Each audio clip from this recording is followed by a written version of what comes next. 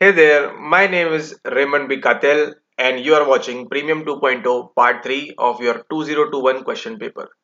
I have given what? I have given 16 personality factor questionnaire and I have given 16 personality factor for your personality, and as well as I have given about GF and GC, what we called as fluid intelligence and crystallized intelligence. And yes, I was born when it was happening partition of Bengal in 1905. Hello everyone, welcome back once again. You are watching 2021 series and this is going to be part number 3. I hope you would have watched part 1 and part 2 and gained some knowledge, some insights, and that you will implement in your upcoming UG Senate Psychology examination. In this video, we will start from question number 11 and we will move on to question number 15, 16, 17 based upon the time that is being required for those explanations. In the meantime, if you would like to join for the full complete Premium 2.0 course, then you can join and access question papers from 2019 June to 2024 with all detailed explanation, just as you are watching all these of videos. What you need to do is you need to do WhatsApp on this number and then you will get the brochure, the details over there, and then you can join quickly from there. Alright, so this is question number 11. Cattell proposed his theory of fluid and crystallized intelligences on the basis of which of the following? So here they are talking about Raymond B. Cattell and he has given what? He has given theory of fluid and crystallized intelligence. So first of all, there are three keywords. First keyword is intelligence. Second keyword is fluid and crystallized, and third one is Cattell. So as you all know, Raymond B. Cattell gave born in 1905. This is very important. This was also the year when partition of Bengal was done, as well as around this time only 1905 1904 your BF Skinner, the behaviorist, was also born at this period of time. Okay, so Raymond B. Cattell gave you about 16 personality factors, and but obvious what he performed factor analysis. So he derived his theory based on factor analysis, and after that when he talked about intelligence, as you all know, in by Spearman, what Spearman told was, first of all, there are two types of intelligence, the general and the specific ones. Okay, general and specific ones. And then when he came, he told about what? He told about your fluid intelligence and crystallized intelligence. So now we will differentiate first of all what are fluid intelligence and what is crystallized intelligence. So first of all, when we talk about crystallized intelligence, so what are these? These are acquired knowledge. Whatever knowledge you are acquiring, this will include in what? This will include in your crystallized intelligence. It can be acquired knowledge or it can be acquired skills. So right now you're watching this video, you're acquiring something, you're acquiring this knowledge. So where it will go, as per Raymond B. Cattell, it will go to your crystallized intelligence. As far as fluid intelligence is concerned, then we have our problem solving ability, we can say, or performing things in a very unfamiliar situation will include in what? Will include in your fluid intelligence. So fluid intelligence plus crystallized intelligence are the two forms of intelligence as given by Raymond B. Cattell. And this theory was expanded further by Horn, and then on Horn comes up Carroll. Okay, so what happened? It like this, that Charles Spearman, you all know Charles Spearman. Raymond B. Cattell was a student of whom? Student of who or whom, whatever it is, Charles Spearman. Raymond B. Cattell was student of Charles Spearman, so he proposed G factor and S factors. But when Cattell came, he told about what? He told about fluid intelligence and crystallized intelligence. And Horn was student of Raymond B. Cattell, and then he proposed a new theory which we called as Cattell-Horn theory, and then Carroll came in and proposed again a theory, that's why we called it as a CHC theory, Cattell, Horn and Carroll theory. Okay, so just be careful of that all these theories you need to study. Now moving on to this question, Cattell proposed his theory of fluid and crystallized intelligence. Now you know this thing very 100%.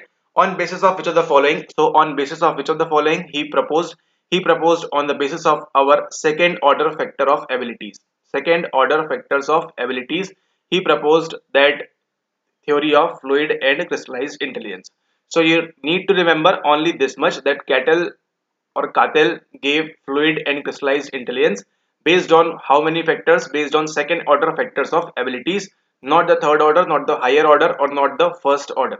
Okay. So these are something which are related to your factor analysis thing that you will study when we will discuss questions on second unit. But as of now, this much is enough. The correct answer is option number second order factor of abilities. Kettle proposed his theory of fluid and crystallized intelligences. And this question has never been repeated after 2021. So it's pretty obvious that you do not need to waste time in such questions which have very less probability of coming in examination. Now moving on to next question, question number 12. Behavior is a direct result of behavioral intentions. This is explained by which of the following. If you are looking at this question and we are into this video till here, then this is a question came in 2021. But what if I tell you that this is the question came in 2024 as well? So that's why you are watching this video. Don't forget to subscribe the channel as well. And behavior is a direct result of behavioral intention. So whatever your intentions are, your behavior will be a direct result of whatever you are intending or whatever your intentions are. This is explained by which of the following. So all these are theories.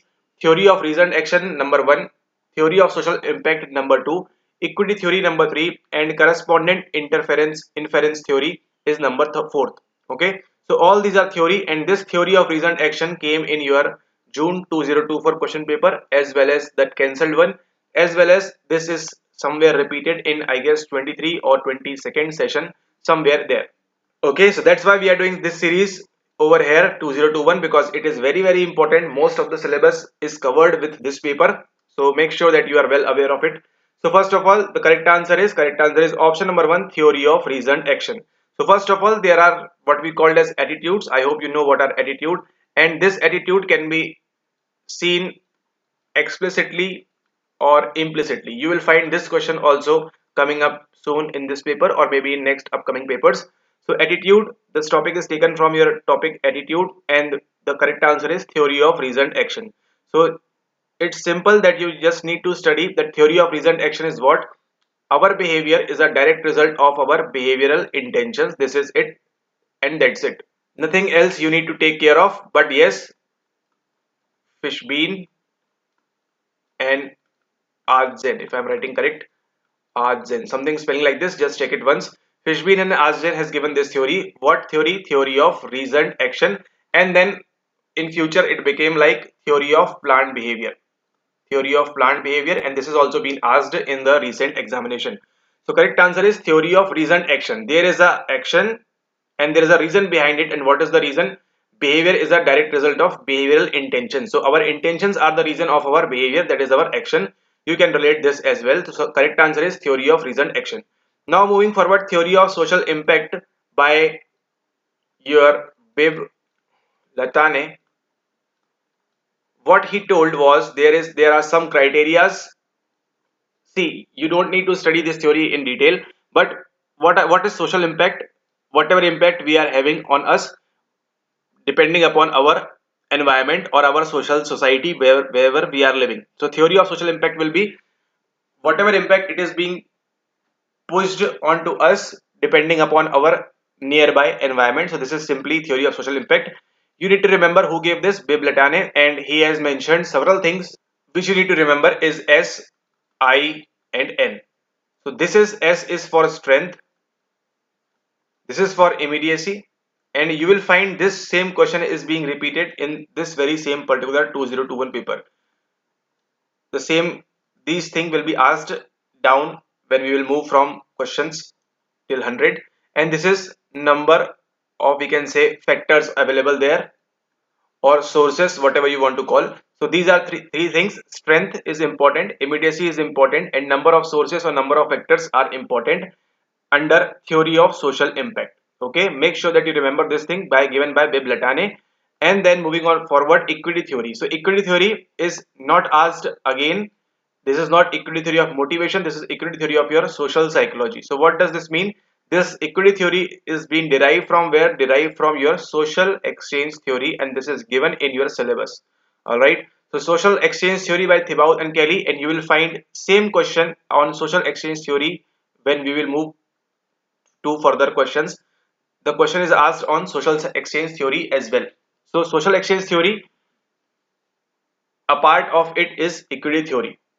And option number 4, correspondent inference theory, is what correspondent inference theory is: how we make attributions about ourselves or others and things like that, given by Davis and Jones.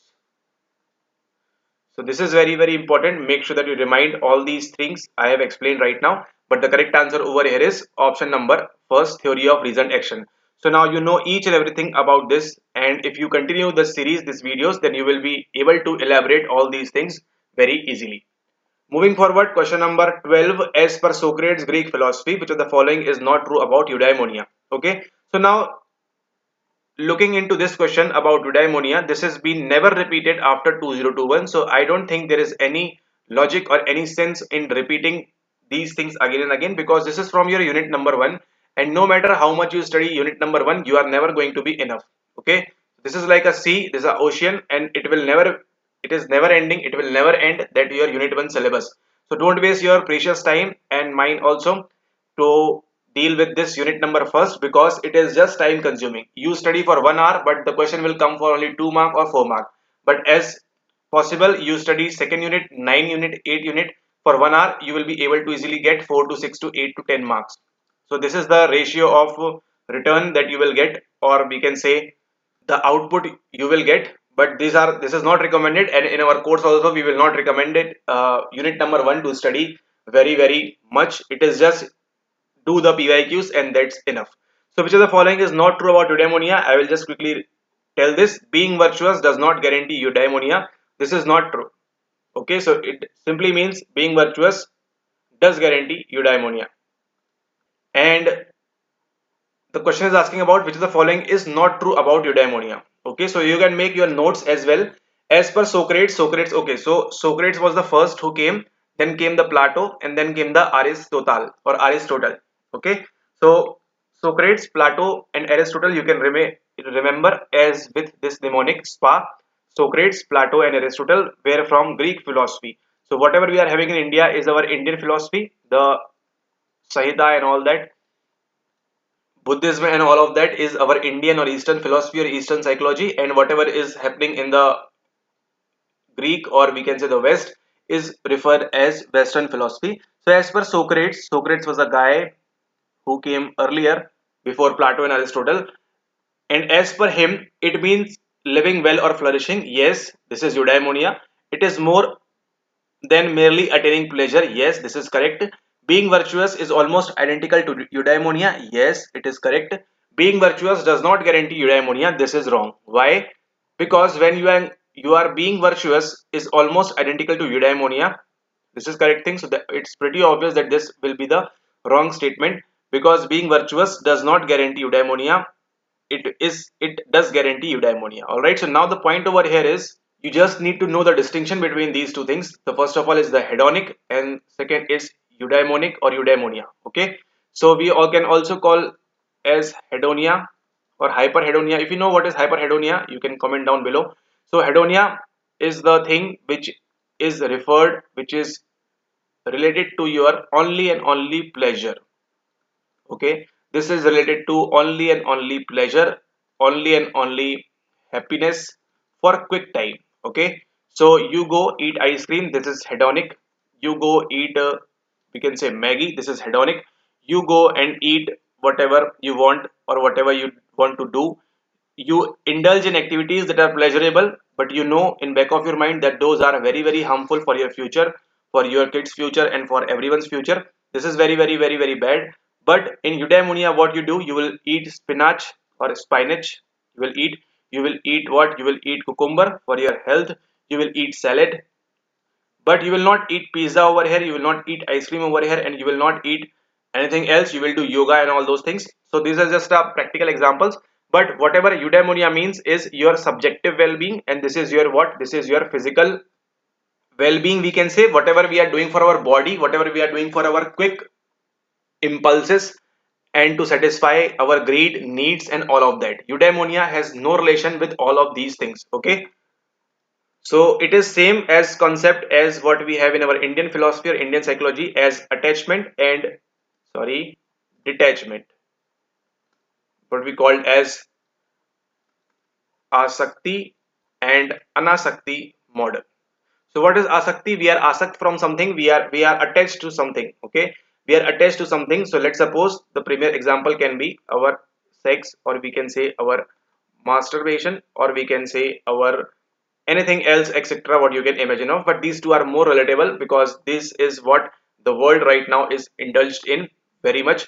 So these are the two things which are primary and more pleasure giving things.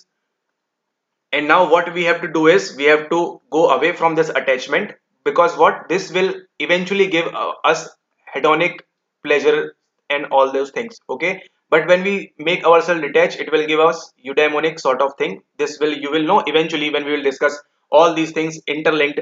And after this thing, after looking into this thing, you will be able to solve one more question in this 2021 question paper as well. Okay, so don't go for hedonic pleasures, go for eudaimonic pleasures, or you can say go for eudaimonia and all of those things. Okay, so you are virtuous when you can virtuous only be in your eudaimonic adaptation, or you when you are in eudaimonia, then only you can think of being virtuous. But when you are in hedonic adaptation, you are indulged in all those pleasures and activities and all those things which you should not do, and you are eating ice cream, you will think of yourself only, and you will not be little bit virtuous. So now just look at this question and you will be, it will be an eye opener for you.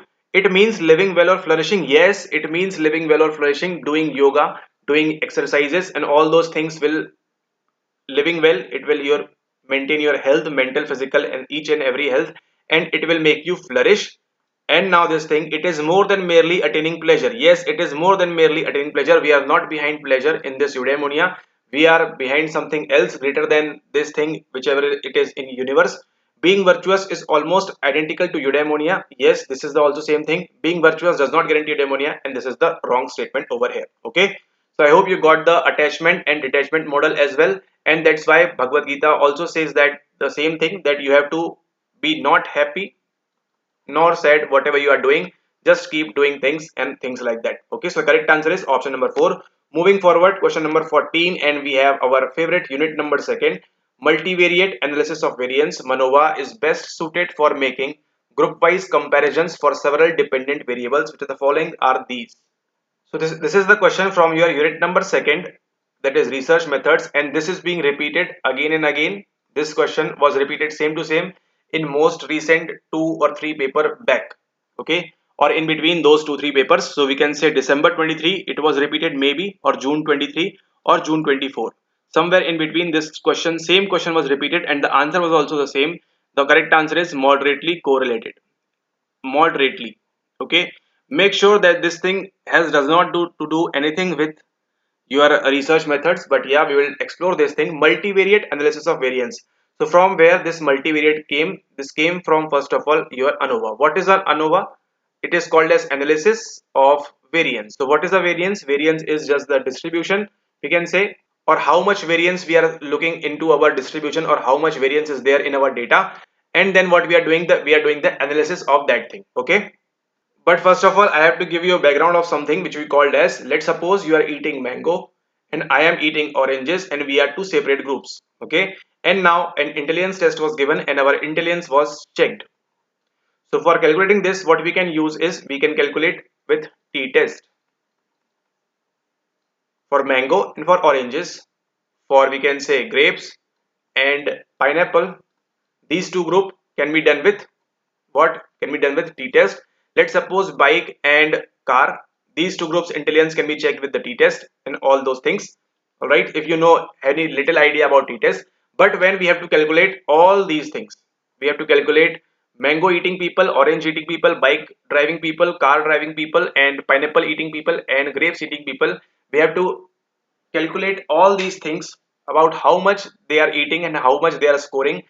All of these things we will use what? We will use our ANOVA. Why? Because we have more than two groups more, or whenever there are more than two groups, we'll always use what? We will always use our analysis of variance. We can't use for more than two groups our t-test, because it will be very difficult.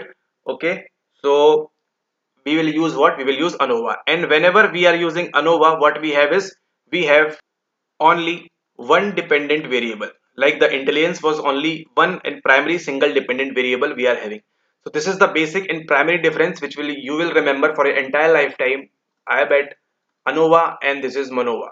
Okay, the main primary basic difference which you need to understand as of now is ANOVA will always have what? Will always have one dependent variable, and this will have, it's pretty obvious that what it will have more than one. Okay, we can say two, three, whatever we want, whatever the researcher is interested in, but more than one will always be in MANOVA. That's why we call it as also univariate analysis. So let's suppose you see somewhere univariate analysis of variance, so you will click on ANOVA. And whenever you say multivariate, so variate is something that is varying, and multi means more than one dependent variable. Okay, so make sure that you don't forget this simple basic rule. ANOVA always will be one dependent variable and MANOVA will always be more than one dependent variable.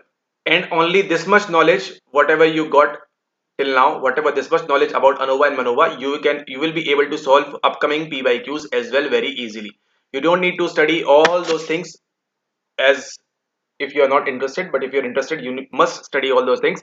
But if you don't study, it's completely fine. You will be able to solve all those 2 marks PYQs or MCQs very easily. Just remember, whenever it is MANOVA, we will have more than one dependent variable. Okay, alright. Multivariate analysis of variance, MANOVA, is best suited for making group wise comparisons. See, the answer is given over here. Okay, answer is given over here, making group wise comparisons for several dependent variables. What is written over here? Several dependent variables. What is written over here? Several dependent variables. It means more than one dependent variable. The question is also giving the answer to you for upcoming questions as well. Which of the following are these? Uncorrelated, moderately correlated, very highly, and either or whatever it is given. Correct answer is option number second, moderately correlated. Why moderately? Because every time and each time in your life, whenever you are doing something, each and everything is good in what is good in moderation. You don't have to be at the extreme low end, you don't have to be extreme high end, you have to be in the middle path as given in the Buddhism. This is also the same thing which applies to moderation, or we can say correlation, because this is -1, this is +1, and this is, I guess, 0. But yeah, you don't need zero correlation over there. You need what? You need moderately correlated things over there. Alright, so when I will tell you about reliability, when I will explore on validity, then you will find out that reliability of 0.90 is not required. Reliability of 0.90 or 0.85 or 0.99 is not required. Never, never, never required. What is required is 0.30 to 0.70 is enough, is good reliability, good validity we can say. Why? Because this is in moderation. This is very high. This is just duplication. This is just duplication of test. This is just duplication of test. Alright. So these are never required. Whatever is required is in this range and it required in moderation. Alright. So let's suppose you are having exam of 300 marks. So 280 or 290 marks are not required, and it is not humanly possible 290 to 80 marks in your examination. And also you don't have to be what? You don't have to be at 140, or we can say around 100 to 150. You don't have to be in this. Where you have to be? You have to be somewhere around 180 to 220.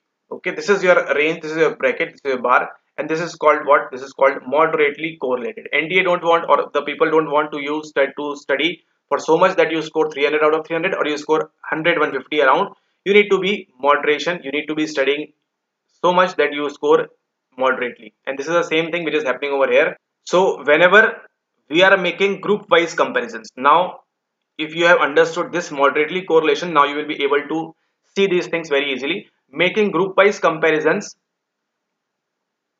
Okay, so group can be A group, B group, C group, D group, E group, and F group. Let's suppose these groups we are having, and we are applying what? We are applying MANOVA is best suited for making group wise comparisons for several dependent variables. Which of the following are these? So these groups should be what? These should be moderately correlated. Okay, these groups can be something called as moderately correlated. Then only we can do best suited for making group wise comparison when we are having moderately correlation in between that. Okay, all right, I hope you got the gist of this question. Now moving forward to question number 15, and this will be the last question of this video. Make sure that you subscribe to the channel and watch the part number 4 as well. Who among the following propose the different emotional stimuli? So far we have discussed on unit number 2nd, research methods, that Manova thing. We have discussed on unit number 8 all those things of social psychology, and we also discuss on what we discuss on personality and intelligence, unit number 6 and 7. Okay, all right. Who among the following propose that different emotional stimuli induce different patterns of ANS activity? And what is this ANS? If you remember the first video, I told about CNS plus PNS makes your what? Makes your nervous system. And in this PNS, we are having this ANS and SNS, and then we are having other parasympathetic and sympathetic division activity, and that these different patterns produce different emotional experiences. So what is the correct answer? Plutchik. See, Plutchik is not given any theory of emotion like this. He has given some 8 emotions, primary basic emotions Plutchik has given. So make sure that you remember this thing. And this question, this Plutchik was asked in your June 2024 examination as well. I guess the cancel paper, they asked about how many are the basic emotions and things like that. And it is also mentioned in your NCERT as far as I can remember. Okay, so you make sure that you go through that once. And who among the following propose that different emotional stimuli induce different patterns of ANS? And the question is turned from here, and that these different patterns, what these different patterns? Patterns of ANS activity. It means physical is coming first, then coming the emotion. In this statement, if you read this statement completely, in this statement, emotion is coming first and then the physical activity. And that the question changes from here, these different patterns, this comes here, physical thing, produce different emotional experiences come here. Okay, so correct answer should be first physical and then the emotional. And who has given this thing? Games given by James Lang. Okay, so James Lang theory of emotion states that first of all we will have physical arousal. It means we have patterns of ANS activity, autonomic nervous system activities it will have, and then these will include what? These will produce what? Different emotional experiences given by James Lang. Bard don't say anything about this. It says that whatever is happening simultaneously. The thalamus is also sending signals to brain as well and our body as well, and whatever is happening simultaneously by Karen Bard. And Schachter and Singer talked about cognitive label 1962 experiment. Make sure that you remember angry men, happy men experiment, where they have injected people from epinephrine, I guess epinephrine, and then they were checked whether they are aroused or not, or whatever they are feeling happy or they are feeling sad. So angry man and happy man experiment was done by Singer and Schachter and Singer, and Plutchik has no relation to whatever is being experienced or whatever is being explained over here. So these are the 4 theorists, or we can say when we study about unit number 7 emotion part, we have these basic theorists who come again and again. James Lang theory, physical arousal first, then we have the emotional arousal, then we have the Cannon-Bard theory, the both is happening simultaneously, thalamus is the relay center, and then we have Schachter and Singer 1962 epinephrine experiment, angry man, happy man, you will remember, as well as we have facial feedback theory also, and then we have one more theory by Lazarus. Okay, so make sure you study all these things as well apart from. So these are very important. If you do this much, each and every examination you will able to score 2 marks plus 4 marks. You just need to remember what is happening first, what is happening over here, what is happening over here, and what is happening over here. And I have just told you whatever is happening and whatever is being mentioned. And Plutchik has no relation with all these theory, whatever is happening. Plutchik has relation with types of emotion, 8 types of emotions he has told. Joy, happiness, and all of that. You can refer to your NCERT or whatever book you are reading or going through. And if you are watching our videos, don't worry, when we will discuss on 2024 paper, if it comes 2024, we will do all these emotions there as well. Okay. So that's all for today. See you all in next part, part number 4, where we will discuss more questions from this 2021 series of PYQ. I hope you like the video. If you like the video, make sure that you hit the like button. If you want to answer the question was asked, you can comment down below. And if you have not yet joined on the Telegram channel, make sure that you join on the Telegram channel as well. Alright, okay, so enjoy all these videos. Make sure that you implement this in your real-time examination. And if you want to watch complete course of this Premium 2.0, you can join with us and watch all these video quickly and happily and score good mark, not score good mark, clear examination in one go. There's no need to be stopping and giving this examination again and again. Just join this and you will find eventually you are doing great in your exam hall. The details are given in the description, and if not, make sure that you enjoy all the videos of this channel and all the things that have been shared, and you can also do it very for free of cost. You can do all the things has been shared in the Telegram group as well, in the channel as well. You just need to implement all those things. All right, okay, thanks for watching the video. Have a nice day ahead. Take care. See you all in part number 4. Part number 4 will be wrong and the real game will start from here. Thanks for watching the video.